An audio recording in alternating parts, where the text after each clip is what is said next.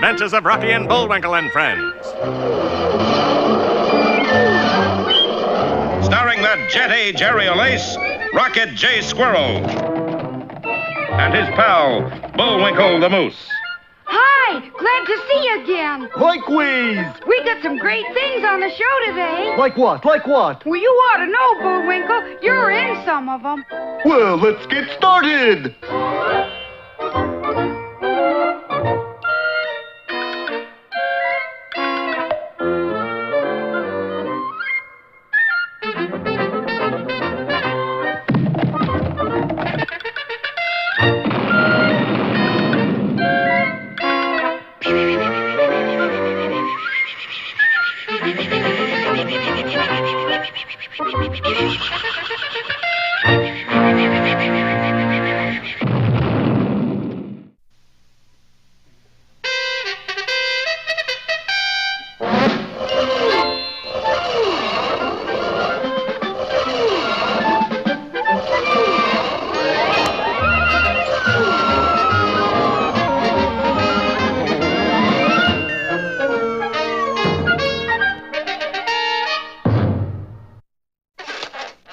Last time, you remember, Natasha had made Boris a happy heel by inquiring... But, Boris, what is your fiendish plan this time? I thought you'd never ask, and this one is a Lulu. Yes, you remember that according to Professor von Beche's theory, the North Pole was so top-heavy with ice that the world was tilting over sideways and would soon have a new North Pole. And where will the new North Pole be? I give up, darling. Where? Right here, Natasha, on the island of Rikki Tikki. In a couple of months, we'll be living at the North Pole. So? So, who lives at the North Pole? I give you 3 guesses. Santa Claus, Judge Crater, and the Lane sisters. George Crater and the Lane sisters? I didn't want to waste the other 2 guesses, darling. Oh, so guess now who's going to be the new Santa Claus? Oh, not you, Boris. You're not just whistling on your chimney, huh? But for badness sake, why? Use your head, Natasha. Just think. First, I get to wear big white beard. In disguise, no? I guess. Then, on Christmas Eve, I start out in bulletproof sleigh and visit everybody's house. Down the chimney I go and... It's Santa Claus! Ho, ho, ho! Stick him up! And for the first time in history, Santa Claus carries presents up the chimney instead of down. Oh, marvelous, darling. Say, I could even visit the First National Bank. Ho, ho, ho, ho! Here's a Christmas card from old Santa. Season's greetings. Hand over the cash. But... What's the matter? You don't have the spirit of giving? But I thought... And don't try to ring the alarm. My elves got you covered. Just think, from now on, Santa goes back to North Pole with a sleigh full of loot. Ho, ho, ho! Merry Christmas, boys. Here's your coat. Thanks, Eddie. And remember, try to double-cross jolly old Santy and you go for a one-way sleigh ride. Yeah, sure, Sandy, sure. I tell you, Natasha, the Jingle Bells racket is worth billions. Boris, this is the meanest, crookedest, most low-down thing you have ever done. I thought you'd like it. Unaware of all this, our boy Rocky the Flying Squirrel was still diving earthward, groggy from a blow on the head.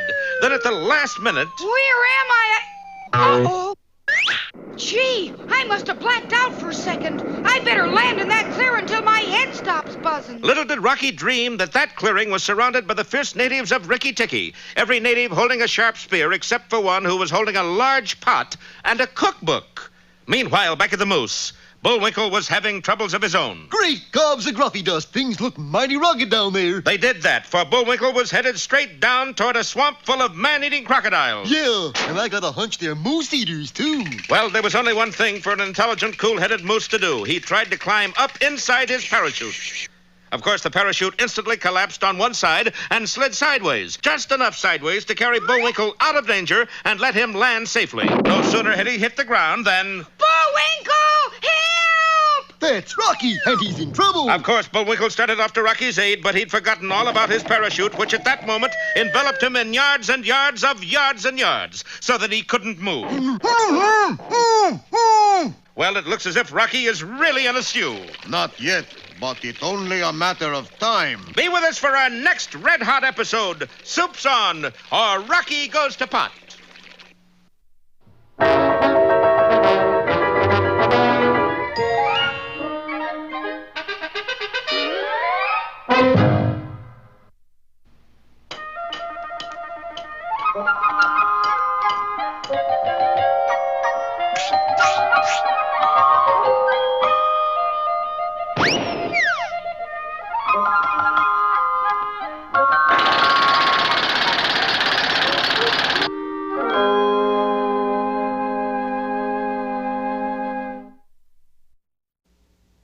How do you like your new playhouse, Junior? Not so hot, Dad. Why do you say that? Well, take a look at it.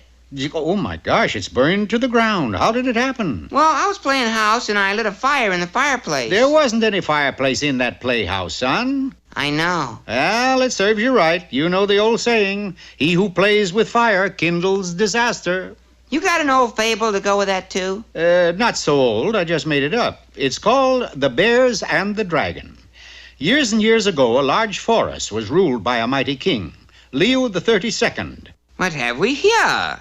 Oh, my loyal subjects have sent me 3 books for a birthday present. They were How to Cook Lyonnaise Potatoes, Remember the Maine, and The Story of King Arthur and the Knights of the Round Table. The first 2 I've read, but the third one has pictures. Thus he pored through the book night after night until... These nights are driving me crazy. I've got to have some myself. And a royal proclamation was issued. Hear ye, all ye who wish to become knights, better sign up today. By the end of the week, every animal in the kingdom had donned a suit of armor. I dub thee Sir Kerr. King Leo and his knights took their places around the round table. Whose deal is it? But before they could break open a new pack of cards, a startling discovery was made. We don't have any chips. That wasn't what I meant, for one chair was conspicuously empty. I'm in a daze. I've lost a knight. Hear ye, one more knight is needed today. These words fell upon the ears of 2 itinerant bears who, until now, had faced a rather grisly future. Well, very interesting news, but I'm on my way to Yosemite. Have a nice trip, Maxie, huh? Well, aren't you coming with me? Nah, I think I'll head up north. You know, the Grunion or Runyon. Oh, well, take it easily. Likewise. Both of them were barefaced liars, for although they took a different route, they arrived at the king's castle at the same time. Good night. There's only one vacancy. So it was decided that the more courageous of the 2 would fill the spot. Bear number 1, you slay the ogre that lives in the woods. Bear number 2, you rescue the fair maiden who is locked in the Black Tower.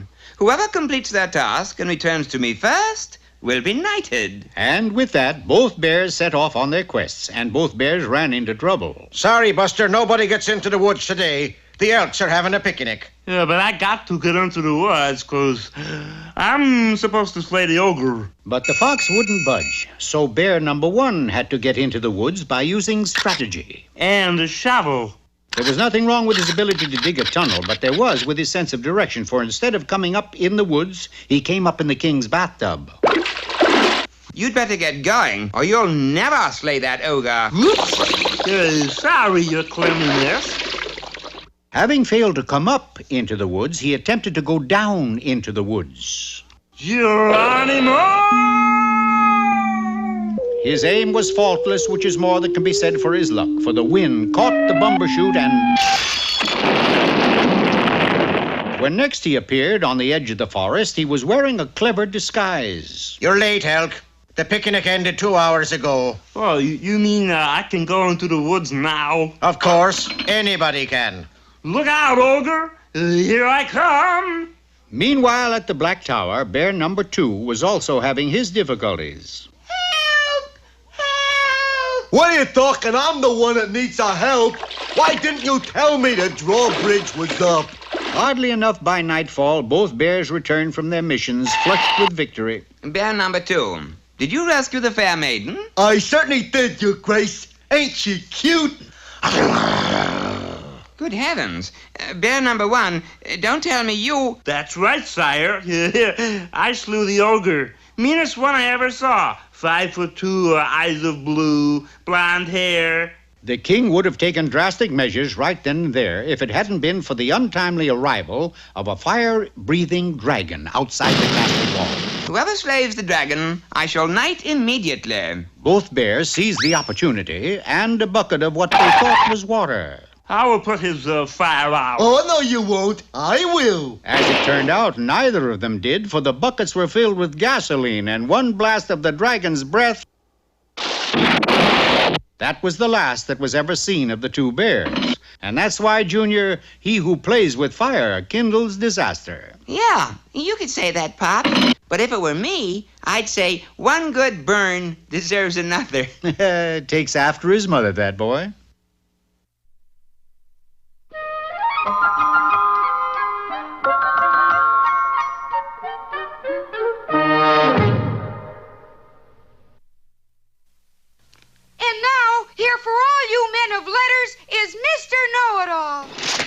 Hello, mailmen!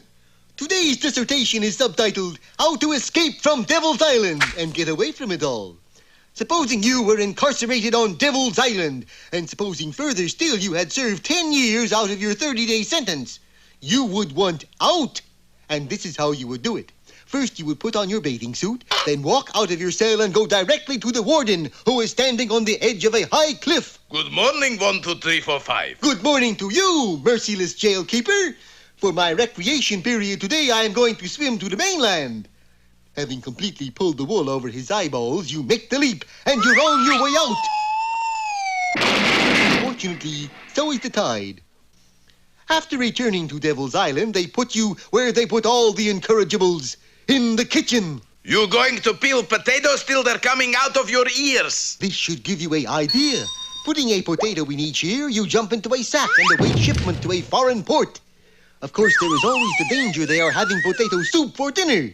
Whoever peeled these spuds did crummy job. I'm doing the best I can. And that is how you escape from Devil's Island. But Mr. Know-It-All, you didn't get out. I most certainly did, by joining the baseball team. And that's how you escaped. Sure. 3 strikes and you're out.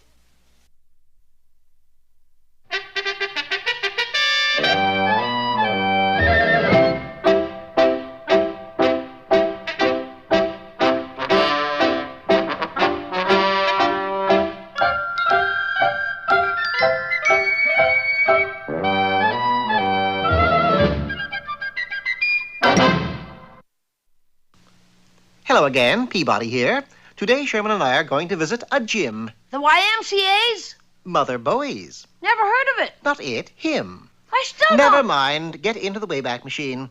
As I was saying, today we are going back to Mississippi in the year 1825, and we shall visit the legendary James Bowie, who created the Bowie knife. In less time than it takes to tell, we found ourselves on the main street of Biloxi, Mississippi, facing a somewhat ornate-looking restaurant. Bowie's Beanery.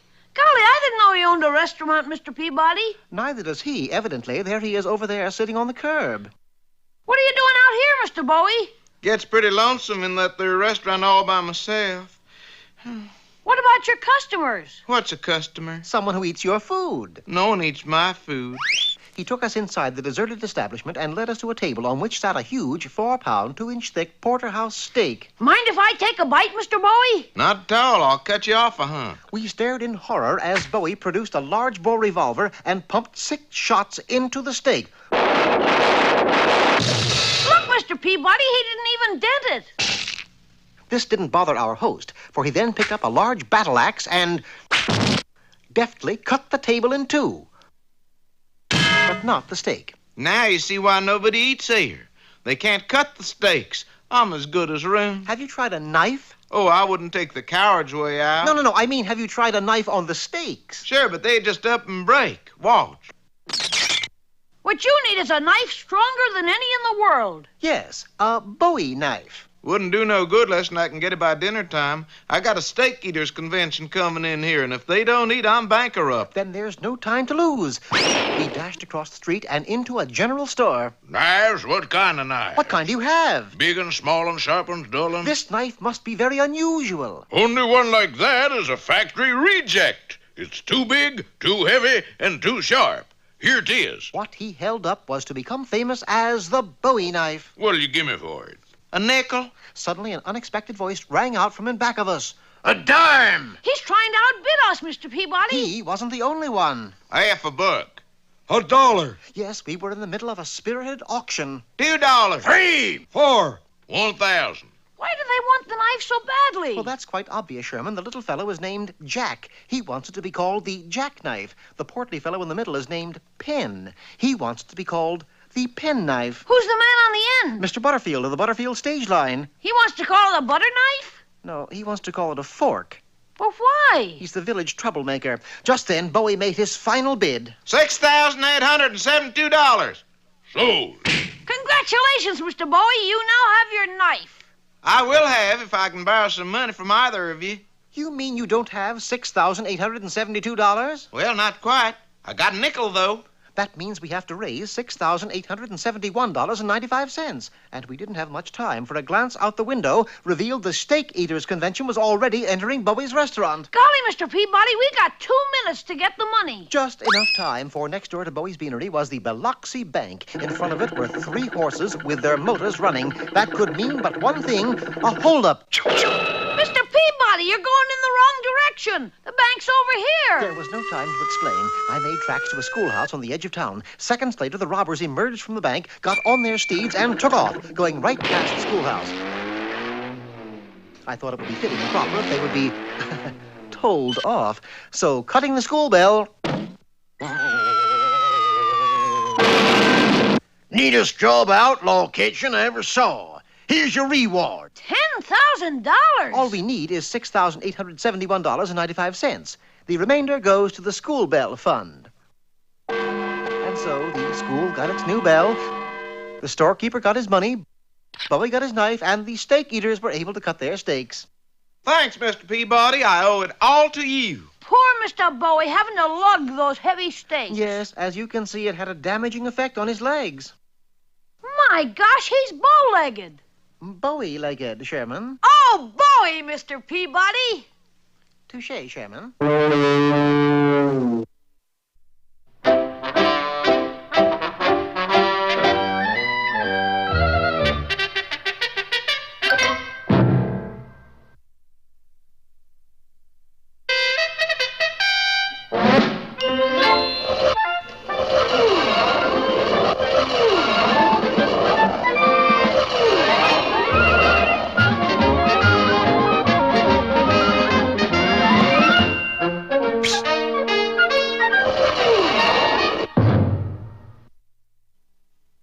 The travel books say that the South Pacific island of Rikki-Tikki is a land of nothing but fun, fun, fun. But in our last episode, Rocky was seized by natives who seemed to have some rather special dinner plans for him. And that's no fun, believe me. You hush mouth. No one's back talk from main course. Of course, Bullwinkle landed by parachute just a short distance away. But as he started to Rocky's aid, the chute landed on top of him, and he started to stagger about blindly. And with our other 2 friends, the captain and the professor, hung up in a wait-a-bit bush, things looked pretty gosh-awful for our side. Like it says, nothing but fun, fun, fun.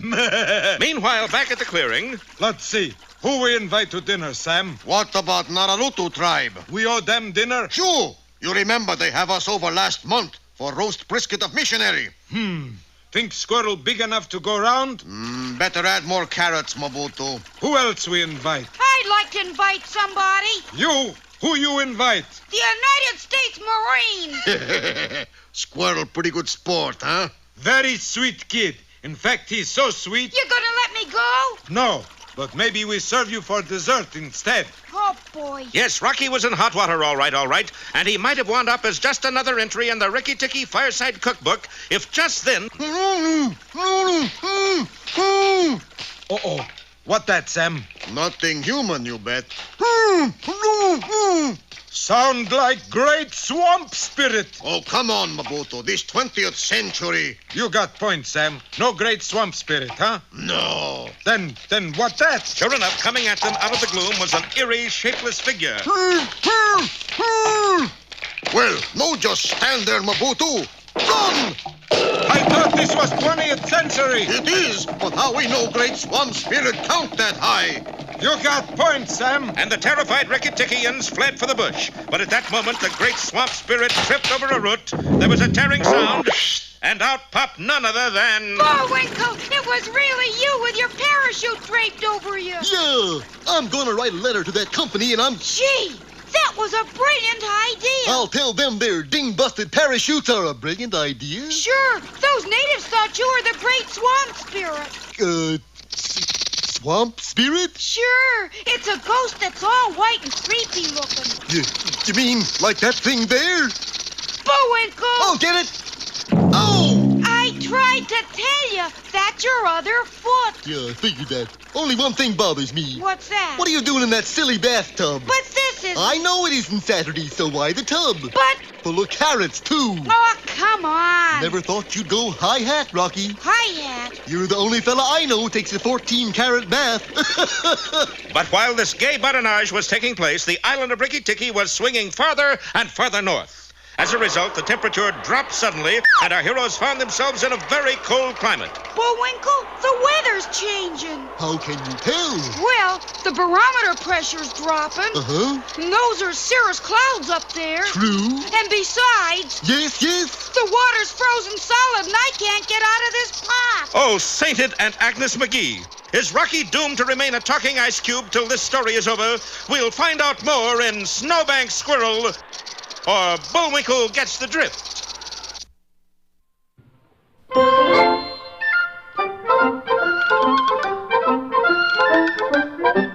Well, I guess that about wraps up another Rocky show. Certainly hope you enjoyed it. I did. I always say. Bullwinkle, time for us to go. Already? Okay, but first, here are some of the people who made this show impossible.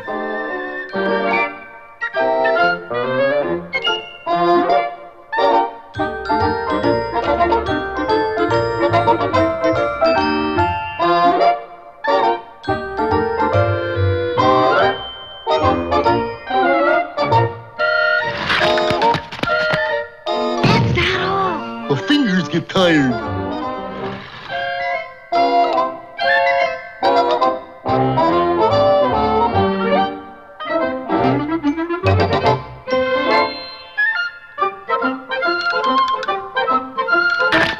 Oop! Got away from me again. Well, see you next time. Ready, Bullwinkle? Hurry! Oop!